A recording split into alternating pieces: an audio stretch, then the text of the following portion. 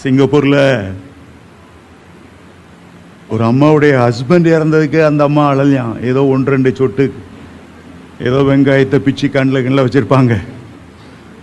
ஆனால் அவங்க வளர்ப்பு நாய் செத்த உடனே அப்படி அழுதாங்க. பாஸ்டர், பரலோகத்தில் என் நாய்க்கு ஒரு நல்ல இடம் கிடைக்குமா பாஸ்டர்? என் நாய் அடக்காரானையில நீங்க தான் பேசணும். துக்க நிவர்த்தி அந்த கூட்டத்தில் நீங்க தான். எது நாய் செத்ததுக்கு சாவுல அடக்கம் பண்றதுக்கு பாஸ்டர் கூப்பிட்டாங்களா? சரி, அதாவது ஏதாவது பேர் பிரசங்கம் பண்ணிட்டு போலான்னு பார்த்தா ஞாபகத்தை கூட்டம். எதுக்கு ஞாபகத்தை கூட்டம்?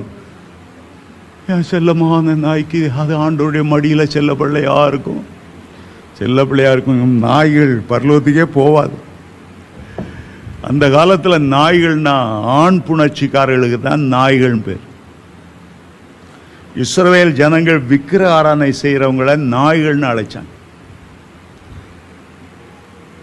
பிள்ளைகளின் அப்பத்தை எடுத்து நாய்க்குட்டிக்கு போடக்கூடாதுன்னு ஆண்டவர் கானானிய ஸ்திரீட்ட சொன்னார். அதுக்காக ஆண்டவர் அவங்கள நாயின்னு சொல்லிட்டாருன்னு நம்ம நினைக்கக்கூடாது.